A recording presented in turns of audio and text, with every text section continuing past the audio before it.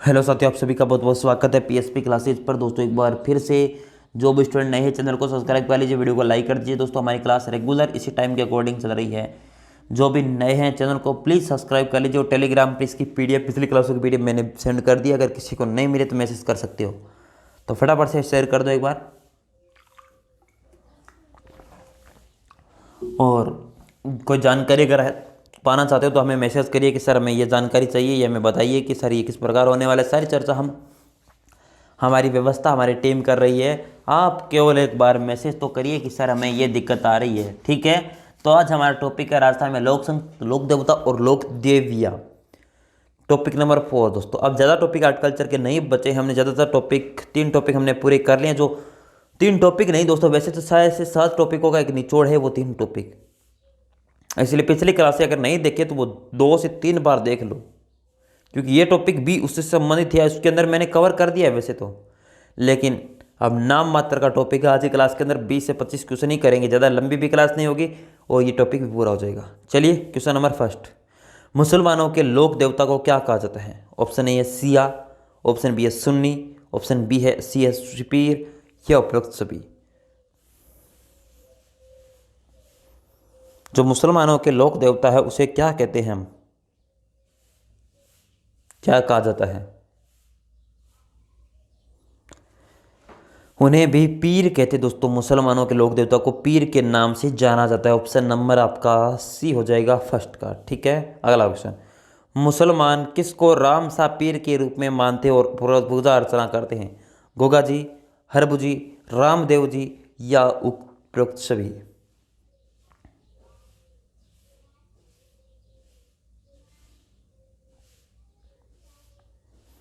राम सा पीर के रूप में पूजे जाने वाले देवता है दोस्तों Ramdev ji. Option number C. अगला क्वेश्चन दोस्तों, ये नोट कर लो दोनों क्वेश्चन दोस्तों, एग्जाम की दृष्टि से वेरी वेरी इंपॉर्टेंट है। कोई भी एग्जाम में छप सकता है क्वेश्चन।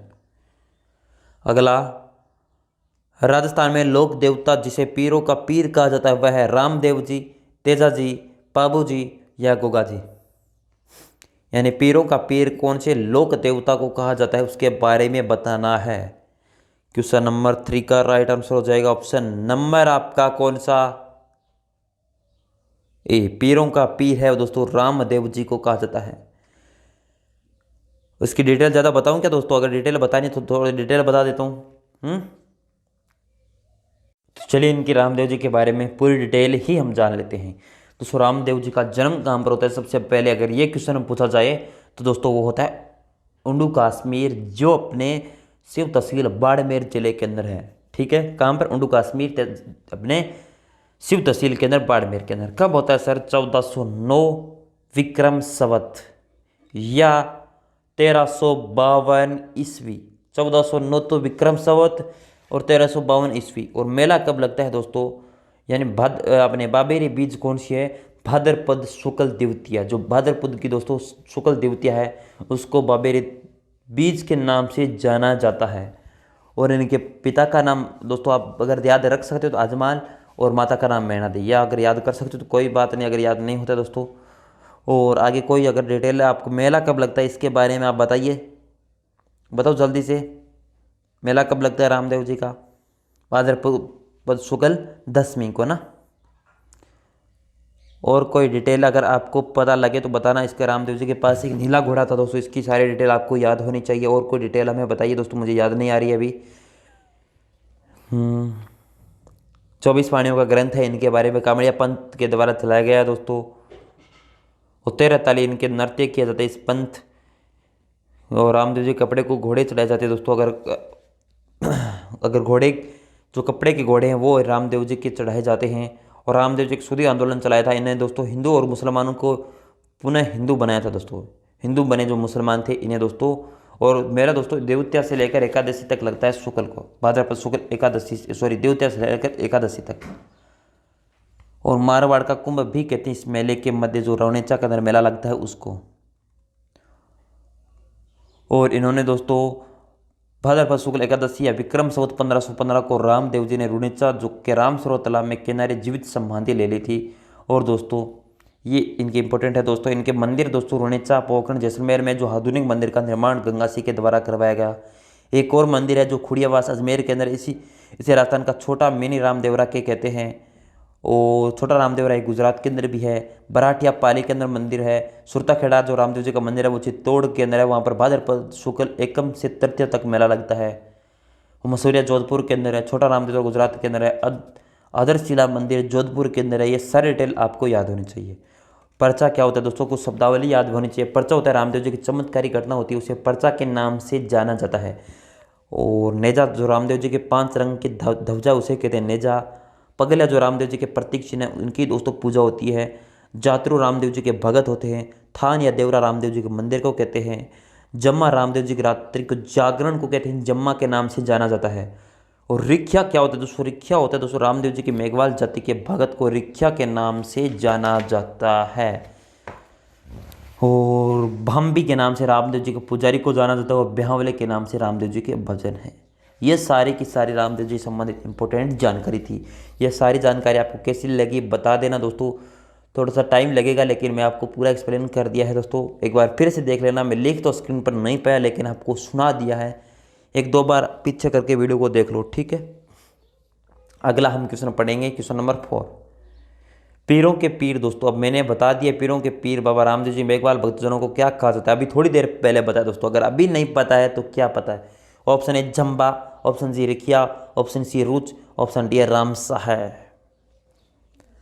क्योंकि मैंने अभी थोड़ी देर पहले बताया दोस्तों, अगर वो भी याद नहीं है तो अब क्या कर सकते हैं आपका, वह रिख्या। रिख्या के नाम से जाने जाते हैं बाबा जी जो रामदेव जी के मेघवाल के भगत है ना, उन्हें। मक्का से चलकर पीरों ने किस संत को पीरों का पीर की पदवी दी? रैदास, बाबू जी, रामदेव जी, गोगा जी। जो मक्का से चलकर आए थे दोस्तों पीर, उन्होंने दोस्तों यहाँ पर रामदेव जी के पास आकर दोस्तों रामदेव जी ने कहा कि खाना खाओ। तो उन्होंने मक्का के जो संत पीर आए थे उन्होंने कहा कि हम तो हमारे ही जो चांदी के बर्तन हैं और जो हमारी हैं उन्हीं के अंदर खाना खाएंगे। तो रामदेव जी ने दोस्तों वहाँ से लेकर उन्हें पर्चा दिया था, वहाँ से लेकर आकर इन्होंने सीधा दोस्तों कहा कि अब खाना खाओ। या आपने कहानी सुनी होगी, कहानी कि उन्होंने कहा कि पर्चा दिया कि उन्हें वहाँ के मक्का में जो रखे बर्तन थे वो उन्हें पीरों को ला कर दिया और कहा कि अब खाना खा सकते हो ना। तब पीरों को पता लगा कि ये तो साधारण मनुष्य नहीं है, ये कोई देवी देवता है। उन्हें भी पर्चा दिया था। संतों का पीरों का पीर रामदेव जी ने पदवी दी थी उसके बाद, ठीक है। क्वेश्चन नंबर 5 का ऑप्शन नंबर सी। अगला क्वेश्चन, सतमत कामड़िया पंथ को प्रारंभ करने वाले लोक देवता है रामदेव जी, गोगा जी, या ये भी दोनों, या कोई नहीं? जो संत मत कामड़िया पंथ की प्रारंभ करने वाले दोस्तों अभी बताया थोड़ी देर पहले, वो है रामदेव जी। रामदेव जी ने जीवित समाधि ली थी, वह स्थान है। आप दोस्तों पानी है तो पानी के अंदर नाक डुबो लो अपनी, बढ़िया रहेगा। अगर ये आंसर नहीं दे पाए तो किसकी गलती है, आपकी या मेरी? मैंने तो बता दिया पूरा बेसिक जो इंपॉर्टेंट जो क्वेश्चन के अंदर छप सकता है दोस्तों। वैसे सारी जानकारी बहुत लंबी होती है लेकिन एग्जाम की दृष्टि से कौन कौन सारी चीज़ें वो सारी मैंने बता दी। गोगा मेड़ी, सुरसुरा, राम सरोवर, या इनमें से कोई नहीं?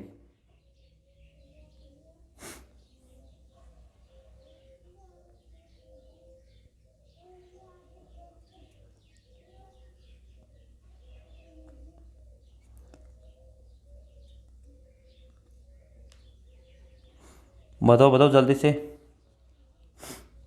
वह है राम सरोवर। ऑप्शन नंबर सी हो जाएगा राइट आंसर। संत पीपा कहाँ के शासक थे दोस्तों? गागरोन, बनारस, नागौर, ब्यावर। संत पीपा जी दोस्तों वो कहाँ के शासक है थे दोस्तों, वो उसके बारे में बताना है। जल्दी से बताओ दोस्तों, ऐसे थोड़ी काम चलेगा। संत पीपा जी के बारे में बता दो, ऐसे थोड़ी काम चलेगा। बेसिक जानकारी चाहते हो क्या दोस्तों? बेसिक जानकारी इनके बारे में ज़्यादा तो नहीं है, छोड़ो इनके बारे में बेसिक जानकारी, ठीक है। संत पीपा के कहाँ के शासक थे दोस्तों? क्वेश्चन नंबर 8 का राइट आंसर हो जाएगा गागरोन। गागरोन है काम पर, आप बताओ। रामदेव जी ने कौन सा पंथ शुरू किया जिसमें एक और राजघराने और स्वर्ण लोग थे, दूसरी ओर मेघवाल, रेवाड़ी, डालेबाई जैसे अछूत भी थे? देव बाबा पंथ, खमड़िया पंथ, बाबू पंथ, देव पंथ। एक ही पंथ चलाया था इन्होंने रामदेव जी ने, वो पंथ का नाम याद कर लो। कामड़िया पंथ, इसके द्वारा दोस्तों इसको अछूत को ख़त्म किया था। सॉरी, छुआछूत को ख़त्म किया था इन्होंने।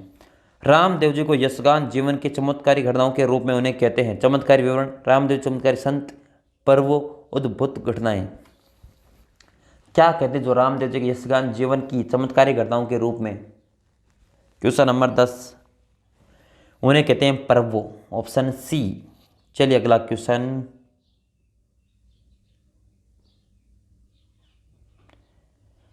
निम्न में से किस संत से संबंधित दोस्तों? जीवों पर दया करनी चाहिए, हवन करना चाहिए, ईश्वर की आरती तथा भजन करना चाहिए, प्रातःकाल स्नान करना चाहिए। सिद्ध जसनाथ, संत पीपाजी, संत धन्ना जी, संत जाम्बो जी। दोस्तों अब बताइए ये सारे के सारे कथन किस अपने संत से संबंधित है, वो बताना है आप सभी को।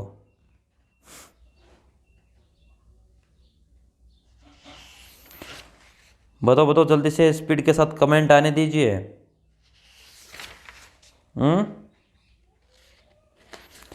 इतना टाइम लगेगा तो कैसे पढ़ पाओगे?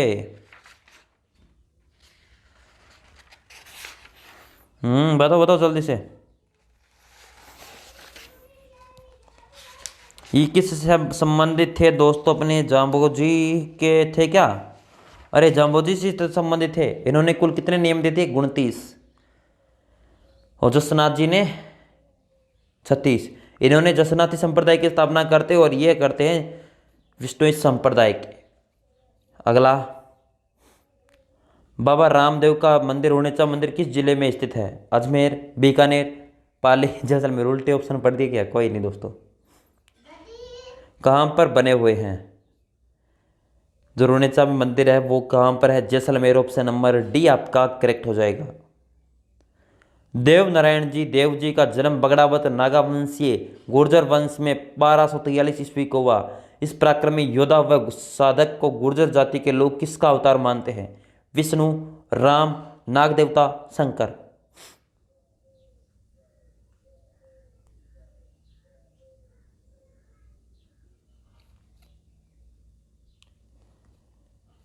क्वेश्चन नंबर 13 का राइट आंसर हो जाएगा विष्णु, ऑप्शन नंबर ए। अगला, राजस्थान में वह लोक देवता जिसे महमूद गजनवी ने युद्ध किया था? पाबूजी, जसनाती, संत पीपाजी, गोगाजी।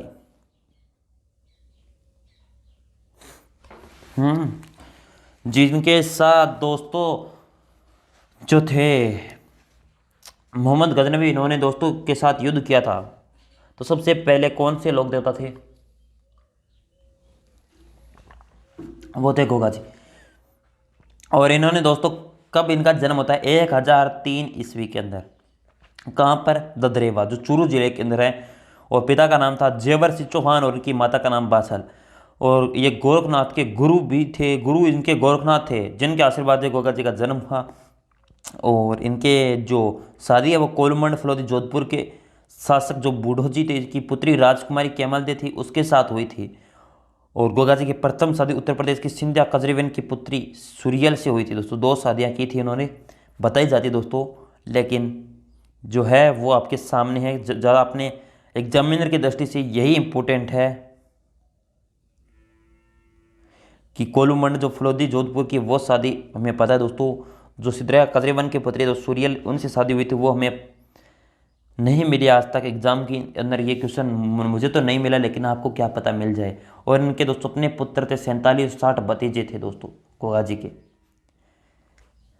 ठीक है। और गोगा जी के दोस्तों गांव खेजड़ी, गांव और गोगा की कहावत प्रसिद्ध है दोस्तों, इनके लिए प्रसिद्ध है। गांव गांव खेजड़ी, गांव गांव गोगा। दोस्तों ये प्रसिद्ध है गोगा जी के लिए, कथन सबसे ज़्यादा प्रचलित है।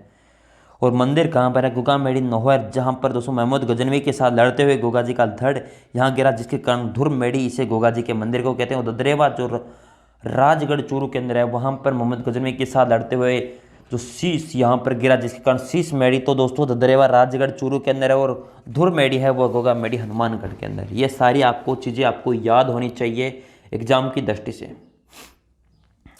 संत जसनाथ जी राजस्थान के किस जिले के निवासी थे? जैसलमेर, बीकानेर, भरतपुर, पाली।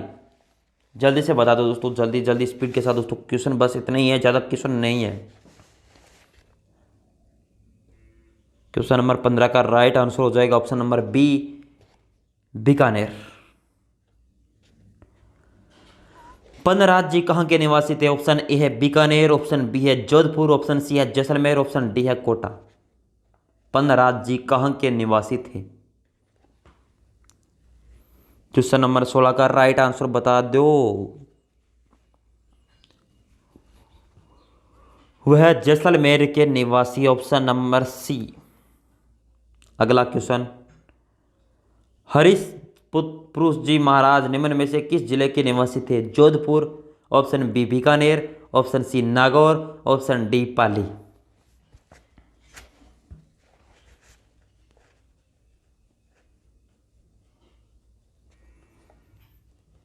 क्वेश्चन नंबर 17 का राइट आंसर हो जाएगा सी, नागौर के। अगला क्वेश्चन, खाकल देव निम्न में से किस जिले के निवासी थे? ऑप्शन ए है जोधपुर, ऑप्शन डी है बी है नवनिया उदयपुर, ऑप्शन सी है सवाई माधोपुर, ऑप्शन डी है जयपुर। और नवानिया उदयपुर ये एकदम राइट आंसर हो जाएगा। अगला क्वेश्चन, देव जी का प्रमुख स्थल आसिंद भीलवाड़ा के पास देवमाली के अतिरिक्त टोंक जिले में एक और है, वह है देवली, ऑप्शन बी है पनवाड़, ऑप्शन डी आहुआ, ऑप्शन डी है देवधाम जोधपुरिया।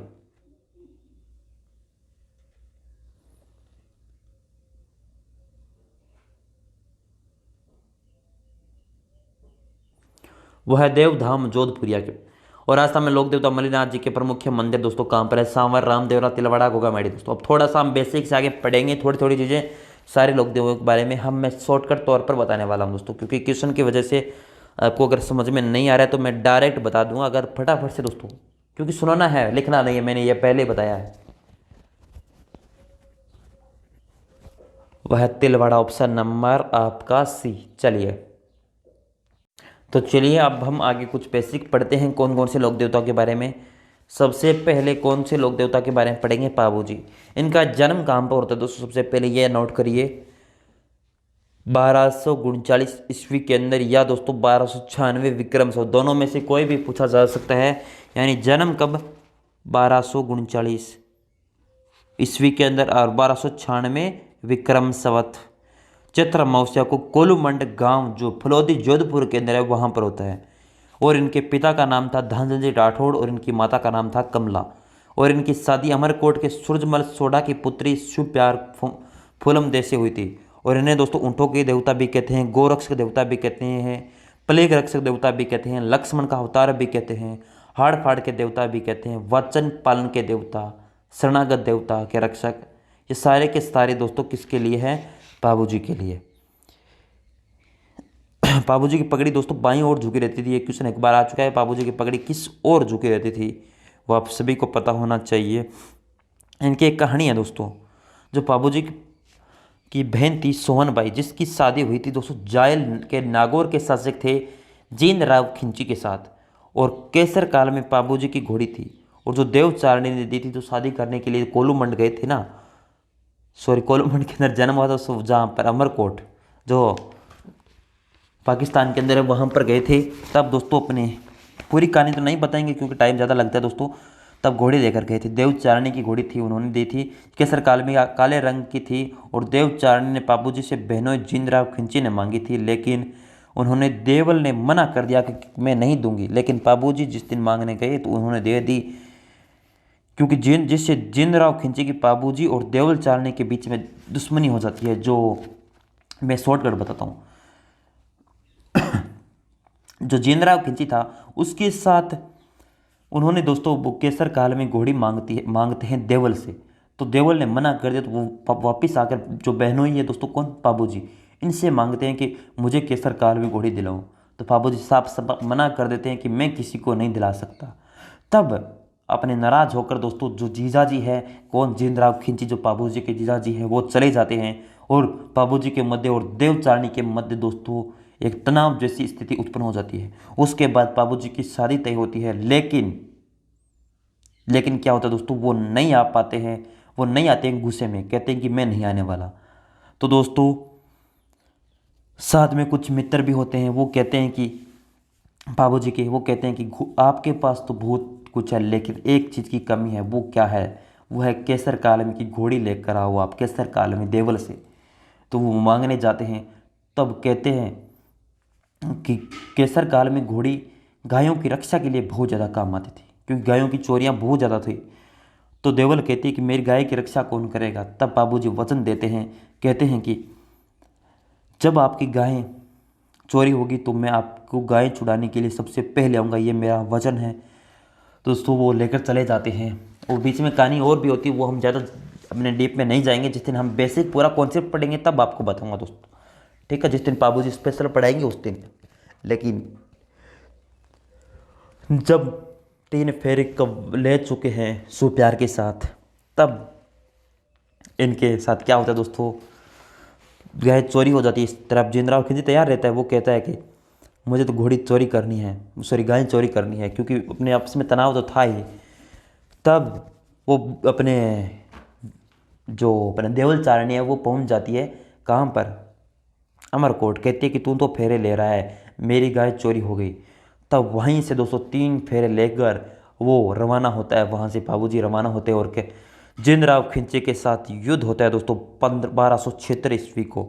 और उसी समय दोस्तों युद्ध जीत भी जाते हैं। लेकिन जो जिंदराव खिंची है दोस्तों, वो रात को सोते हुए बाबूजी हैं, क्योंकि वो जिंदराव खिंची को दोस्तों मारना चाहता है। लेकिन उसके मित्र हैं, वो कहते हैं कि अपनी बहन का सुहाग है वो खुद मत उजाड़। तो इसके कारण जिंदराव खिंची को छोड़ देता है बाबूजी, छोड़ देते हैं। वापिस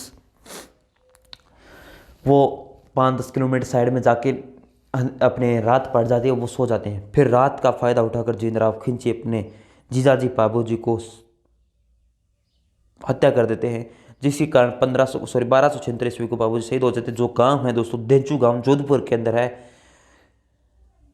और हरमल जी, सल जी, डेम्पो जी बाबूजी के सहयोग करके मारे गए दोस्तों। ये सहयोग करके मारे गए थे दोस्तों। हरमल जी, ये सालो जी, डाम्बू जी, ये मित्र थे, ये भी साथ में मारे गए थे।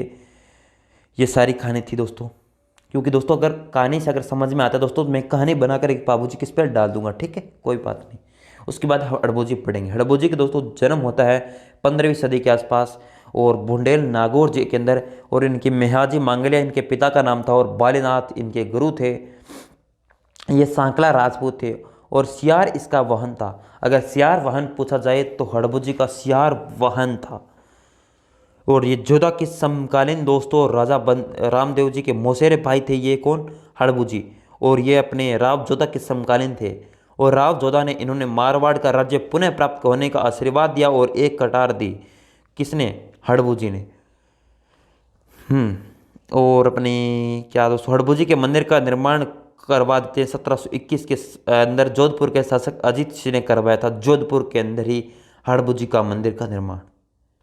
और यही जानकारी है दोस्तों। इनको ज़्यादा तो हम डीप के अंदर नहीं जाएंगे, क्योंकि दोस्तों एग्जाम में जो भी इंपॉर्टेंट है वो पढ़ेंगे। और इनका मेला लगता है, वो कब लगता है? भाद्रपद शुक्ल पक्ष को, शुक्ल पक्ष में लगता है इनका मेला। और हड़बूजी रामदेव जी के 8वें दिन रुणेचा में समाधि ले ली थी दोस्तों। यानी दोस्तों रामदेव जी एकादशी को लेते हैं, इन्होंने दोस्तों 8वें दिन, उसके 8वें दिन बाद दोस्तों समाधि ले लेते हैं। मेहाजी मांगलिया, आप थोड़ी जानकारी उनके बारे में ले लेते हैं। इनका जन्म 14वीं सदी के अंदर होता है। भाद्रपद कृष्ण अष्टमी को, जन्माष्टमी को हुआ था, और इस दिन इनका ही मेला भरता है। इनके पिता का नाम था गोपराव सांकला, इनके पिता थे। और इनका पालन पोषण ननिहाल के अंदर हुआ था इनके लिए दोस्तों। क्योंकि ये थे तो दोस्तों सांकला, लेकिन ये ननिहाल में रहने के कारण इनके ननिहाल के जो गोत्र थी मांगलिया, वो गोत्र का अपना प्रयोग में लेने लग गए थे। और मेहाजी मांगलिया मंदिर बापणी गांव जोधपुर के अंदर बना हुआ है। और किरड काबरा इनके घोड़े का नाम है। और इनकी मृत्यु दोस्तों कब होती? जैसलमेर शासक रणदेव भाटी के साथ युद्ध करते हुए, गायों की रक्षा करते हुए मेहाजी मांगलिया की मृत्यु हो जाती है। और जो मेहाजी मांगलिया भूपे पुत्र गोद लेकर वंश बढ़ाते दोस्तों। मांगलिया के वंश के जो भूपे होते हैं ना, वो दोस्तों अपने पुत्र को गोद लेकर ही वंश बढ़ाते हैं। बस यही जानकारी है। और जो मेहाजी, क्योंकि दोस्तों गोद लेकर बढ़ाना पड़ता है इनके दोस्तों, जो मेहाजी मांगलिया की इनकी जो पुजारी होते हैं ना, इनकी संतान नहीं होती है। गुगा जी हम पढ़ चुके हैं, रामदेव जी पढ़ चुके हैं। और कोई डिटेल है तो बताओ जल्दी से, कोई दिक्कत आपको बची हुई तो सारी चीज़ बता दो दोस्तों। मैं थोड़ी शॉर्टकट तौर पर बता रहा हूँ दोस्तों। अगर कोई समझ में नहीं आ रही है ना, तो मुझे कमेंट कर देना कि सर इनके बारे में पूरा एक्सप्लेन कीजिए। तेजाजी के बारे में पढ़ चुके हैं, अगर नहीं सॉरी बताया नहीं क्या। इनका जन्म 1014 ईस्वी को दोस्तों माघ शुक्ल चौदस यानी चतुर्दशी को होता है खरनाल नागौर के अंदर। इनके पिता नाम था बक्साराम जी या ताहड़ जी, और माता का नाम क्या था तो जल्दी से बताइए, राजकंवरी। और धोलिया गोत्र के नागवंशीय जाट थे दोस्तों ये। और इनकी बहन का नाम बावरी। ये छोड़ो दोस्तों डिटेल, हम जितनी ज़्यादा डिटेल में नहीं जाने वाले हैं। लाछा गुजरी की छतरी नागौर के अंदर है दोस्तों ये। इन्होंने लाछा गुजरी वाली कहानी सुनी होगी, अगर नहीं सुनी है तो आप सुन लेना दोस्तों, क्योंकि दोस्तों अगर इतनी मैं डिटेल में बताने लग जाऊंगा तो कोर्स पूरा नहीं होगा। मैं शॉर्टकट के तौर पर मैं आज की क्लास के अंदर मैंने बोला है कि लोक देवता सारी लोक देवता सारी पूरी कंप्लीट करनी है हमें, यही है बस, और कुछ नहीं है दोस्तों। तेजाजी पर के जन्म स्थान पर खरनाल में 5 रुपये की डाक टिकट भी जारी होती है, बस यही है। तेजाजी का आराध्य स्थल है दोस्तों मांडवलिया अजमेर में, जहाँ तेजाजी के मेयर जाति से लड़ाई हुई थी। सेंदरिया ब्यावर अजमेर में, जहाँ तेजाजी ने सांप ने डसा था। और सुरसरा किशनगढ़ अजमेर, जहाँ पर 1103 ईस्वी को तेजाजी का निधन हुआ। और इस यहाँ स्थित तेजाजी की मूर्ति को जारगिन जागती की जोत कहते हैं। भावता नागौर, यहाँ सांप काटे व्यक्ति को गौमूत्र का इलाज होता है, गौमूत्र से। ब्यावर अजमेर में यहाँ तेजाजी का चौक स्थित है। परबतसर नागौर के अंदर दोस्तों मेला लगता है भाद्र शुक्ल दशमी, तेजाजी को पशु मेला भरता है, जो राज्य में आय की दृष्टि से सबसे बड़ा मेला है। ये स्थित मंदिर की मूर्ति जोधपुर शासक अभ्यसी के समय सुरसरा से लाया गया था दोस्तों। और बांसी दुग्गारी मंदिर यहाँ तेजाजी की कर्मस्थली है। और खरनाल नागौर यहाँ तेजाजी का सबसे बड़ा पूजा स्थल है। और पनेर अजमेर यहाँ मंदिर के पुजारी माली जाति करते हैं। और देव नारायण जी दोस्तों 1243 में जन्म होता है, और 1300 ईस्वी विक्रम संवत या माघ शुक्ल षष्ठी को आसीन भीलवाड़ा के अंदर मध्य प्रदेश के अंदर, ये इंपॉर्टेंट है और कुछ भी नहीं है। और अगर सबसे लंबी फड़ पूछी जाए तो देव नारायण जी की फड़ है जो 25 हाथ, सबसे छोटी है 2 इंटू सबसे हाँ, और सबसे छोटी है दोस्तों वह है 2x2। और 2 सितंबर 1992 को 5 रुपये की डाक टिकट भी जारी की गई जो देव नारायण जी की फड़ थी उस पर। और देव नारायण जी का मेला लगता है भाद्रपद शुक्ल दशमी को। महादेव विलोजी वाली काली छोड़ो दोस्तों, इसमें ज़्यादा इंपॉर्टेंट नहीं है। मलिनाथ जी छोड़ो, मलिनाथ जी मैंने बताया था 1358 में जन्म होता है दोस्तों तिलवाड़ा बाड़मेर के अंदर। राठौड़ वंश के अंदर दोस्तों तिड़ाजी या सलका जी के इनके पिता का नाम था, बस यही इंपॉर्टेंट है। अगर दोस्तों बेसिक पढ़ाऊंगा तो मैं बता दूंगा, ठीक है। अगर किसी दिन टाइम मिला ना तो बेसिक मेरे को पार्ट 2 डलवा दूंगा रिकॉर्ड करवा के, ठीक है।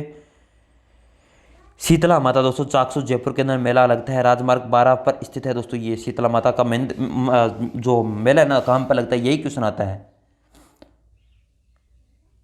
और ज्वाला माता दोस्तों जिनका मंदिर जयपुर के अंदर है, ये भी याद कर लें, जोपनेर जयपुर के अंदर है। नकटी माता का मंदिर कहाँ पर है, भवानीपुरा जयपुर के अंदर है। शिला माता का मंदिर कहाँ पर है, चौक अमेर के अंदर बना हुआ है। और कोई शाकंभरी माता का मंदिर का निर्माण 692 ईस्वी में शिवहरि चौहान के पुत्र सिद्धराज ने करवाया था। जो शाकंभरी माता का मंदिर के पास में 1627 ईस्वी में जहांगीर ने अपनी पानी की टंकी की छतरी का निर्माण भी करवाया था। और जीण माता का मंदिर आप सभी को पता है, जिनका दोस्तों रेवासा सीकर के अंदर है। रानी सती का दोस्तों इनका झुंझुनू में स्थित है मंदिर। नारायणी देवी का दोस्तों मूल नाम था तनदास, नारायणी देवी का मूल नाम था तनदास, इनके पति का नाम था। और नारायणी देवी इनका मूल नाम था। और रानी सती दोस्तों इनका नाम किस कारण पड़ता है दोस्तों, वो आप डिटेल में जाकर पढ़ना चाहते हो तो पढ़ सकते हो। जिलानी माता का मंदिर दोस्तों है बहरोड अलवर के अंदर। राजेश्वरी माता का मंदिर है वो है भरतपुर के अंदर। और कुशाल माता का दोस्तों मंदिर है वो है भीलवाड़ा के अंदर। केला देवी का दोस्तों मैंने बता दिया कहाँ पर है, क्वेश्चन के अंदर बताया था ना। अरे अभी नहीं याद है तो दोस्तों कौन याद करवाएगा बताओ। चौथ माता का दोस्तों है माधोपुर, चौथ बरवाड़ा कहाँ पर है, स्वामी माधोपुर के अंदर है या कहीं और है। चौथ का बरवाड़ा कहाँ पर है, बाण माता का उदयपुर के अंदर, नागंदा उदयपुर, वहीं सासबू का मंदिर भी है। अंबिका माता का जगत उदयपुर में इनका मंदिर है। और आजा माता का है केलवाड़ा, और यही इंपॉर्टेंट है और कुछ भी नहीं है, ठीक है। जितने भी इंपॉर्टेंट थे आपको करवा दिए। करणी माता का मैंने बता दिया, देशनोक। चलिए दोस्तों ये थी दोस्तों शानदार क्लास। मुझे पता है दोस्तों थोड़ी स्पीड के कारण अगर कम समझ में आए तो दोस्तों 2 से 3 बार देख लेना, क्लास जरूर समझ में आएगी। लेकिन ज़्यादा टाइम नहीं खराब किया। अगर आपको चाहिए नहीं कि सर एकदम बेसिक से बता दो लिख कर बोर्ड पे, तो मैं आराम से नोट करवा दूंगा, ठीक है। क्योंकि एक दो अभी बोर्ड में थोड़ी दिक्कत आ रही है, क्योंकि कैमरे में दोस्तों बहुत ज़्यादा दिक्कत आ रही है, क्वालिटी इशू है, इसीलिए थोड़े रुक जाओ दोस्तों। अगर बेसिक से करवाना चाहा तो दोस्तों मंदिर करवा दूंगा, ये लोग देवे हैं, ठीक है। तो चलिए आगे, थैंक यू।